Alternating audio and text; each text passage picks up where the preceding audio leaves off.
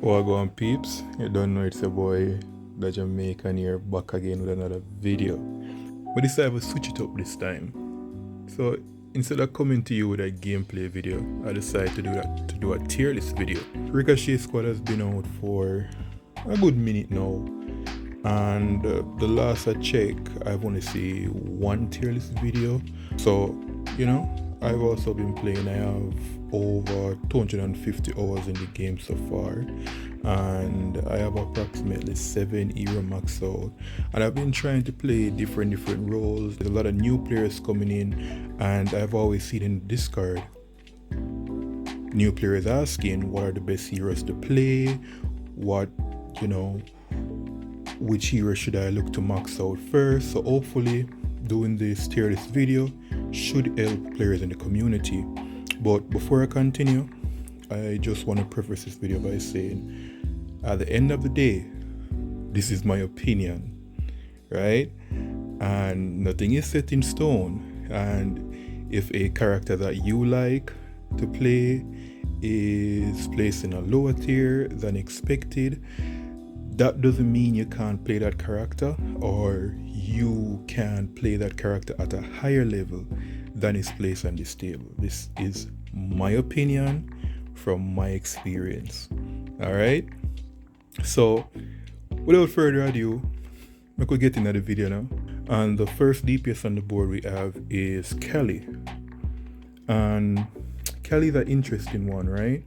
Because she's one of the earlier unlocks. And I'm not a big fan of Kelly in the game, to be honest. However, a lot of new players tend to gravitate to Kelly over a lot of the other heroes, and she's somewhat good, especially if you're a solo player and you play against bots a lot. Kelly would be, really good S tier. However, as you climb up and you play against better stacks, especially against 3 stacks that's more organized, have more synergy, and play together as a team, Kelly is going to struggle a bit. Based on other opinion from top players, Kelly is somewhat good, but like I said, I personally would put her S tier. There are a lot of people who would put her in S tier, but for me, I will put her in the meta category. Like I said, starting out in the game from bronze to diamond or platinum, you can consider her S, because around that time you're mainly playing bots, and if you're not playing bots, you're mainly going against 1v1 against another player who might not be as experienced as those in SAPPHIRE, so it's easy to outplay them. But I also do believe she can work in a team, in a good team comp, right? She's susceptible to dive against certain characters, but I think the meta tier is a good tier for her. Alright, so Leo's another interesting one. Leo takes a lot of skills. The issue with him is that Leo shoots nerf darts. So while he's very agile and very mobile, he doesn't output a lot of damage. If you're not focusing the right target or team firing, then Leo can be a bit underwhelming, especially if you're diving into the fight, not thinking, not planning out a strategy beforehand. You're going to find yourself respawning a lot with Leo, right? But I do think he's really good. However, for me, I'll have to place Leo in B tier, so he's a bit more balanced, right? If played well with a team, Leo can come in clutch in a lot of situations. He can also be very annoying. Only for me, like, Oni is one of those heroes where she's really hard to master, right? But if mastered, she can be very broken. Like, at first glance, Oni can be seen as a very underwhelming character. If played right, she can be very hard to deal with, very annoying. She is also dive focused, can be somewhat aggressive depending on who you play against. Players like Swift, and Nixus are two really good Oni players. Two different styles as well. One is more aggressive than one is more strategic in their approach. The other is more aggressive, but most Oni players that you come across in game, really good Oni players, they're really difficult, really hard to deal with. Next on the list we have Twinkle, and right away, I'm for all my new players out there, she's very weak. She might seem very strong at first, very fun to play against. She's one of the starter heroes, but she is so easy to counter, right? The way Twinkle is played though, she's very setup focused. So on objective based game mode, if you can set up, she can pin down an area. If she's able to get you in one bomb and then knocked down by another bomb, it can be very annoying. But overall, especially playing a 3-stack, it's too easy to counter Twinkle. There are game modes where she shine as well, like Anomaly. Twinkle does a lot of damage to the Anomaly, but outside of that, like I said before, you don't really get much value with a Twinkle, especially in the higher ranks, going up against a synergized team. Vector. Alright, hear me out. Vector get a lot of hate, very underrated in my opinion. Usually is seen as a throw pick in the higher level, but for me, I tend to play more on the closer range, the close range maps, where you can get a lot of value with his mine and his dive approach. A lot of people think that it's best to spam his mine versus dive, but you can do both. There's a balance to his kit, and I do think he counter the higher tier character as well. I don't want to spoil it, but so I tend to pull him out in unique scenarios such as those that I mentioned. But other than that, to be fair, I can't be too biased. I do think he's a bit weak though. And the reason being, he's not comp worthy, right? So a lot of the other heroes, they work better in comp, while in my opinion, Victor is more situational. Moving on to the next, or new hero, Sagen. Sagen for me, a lot of people might disagree, but I do think he's S tier. And the reason why I believe that he's S tier broken is that main ability to spam is Conductive Wave. You can legit delay the enemy's team ability to regen their health, and that will delay the enemy team from either pushing you. Let's say you have the point, that will delay them being able to push because they're trying to regen health. They have to reposition or have to change their comp to compensate for a Sagen being on the other team, right? So Sagen can be very oppressive, and he's versatile in any team comp as well. Swift is a great Sagen player, and he showed off his skills in a EU tournament. I think it's the MIS tournament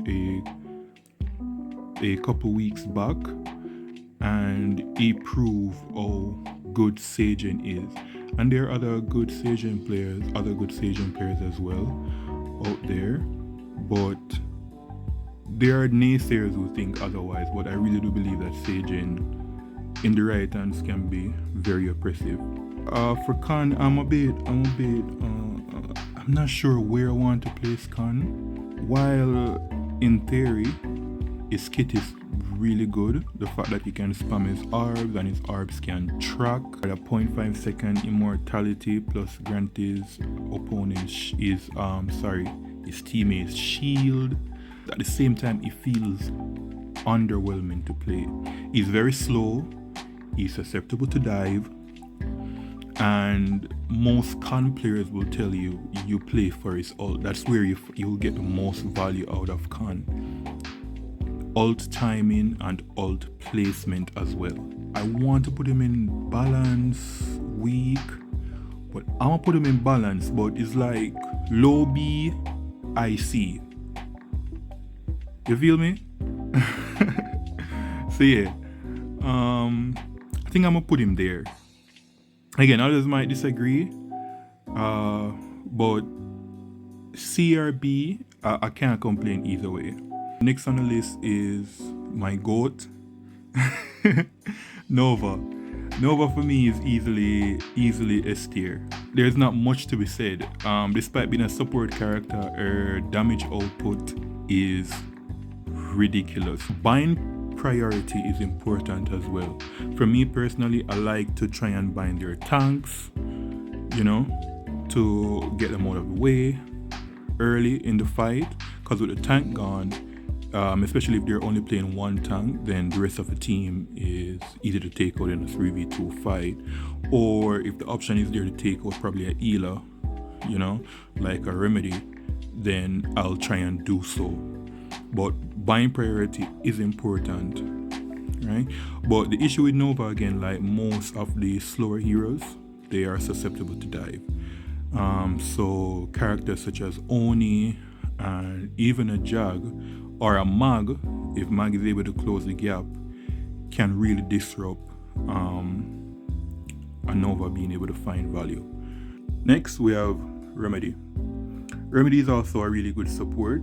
She can be underwhelming at first, but the more you play her, especially when you get her maxed out and get her perks, she's very good in team plays. If you were to ask me the best support for solo queue, I'll definitely tell you Nova. However, in a team play, I think Remedy blends better or is more versatile with multiple team comps, plus the fact that her healing is more tracked versus Nova. She has good sustained damage as well. I think for me, she's going to be in the A tier. I think she provides more value than Callie, so I'll put her IA tier. Like I said, team play, you want to go with Remedy.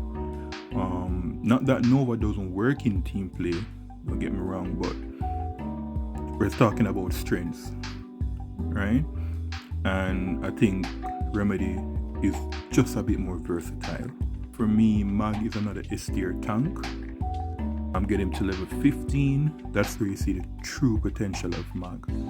And Mag can be very oppressive. He's a really good tank. His ultimate grants him 5 seconds. It's 3 to 5 seconds of vulnerability as well. You know, the fact that he does the most damage in the game, once Mag is in your face, it's usually GG's. He's another one that works well in most team comps, on most map.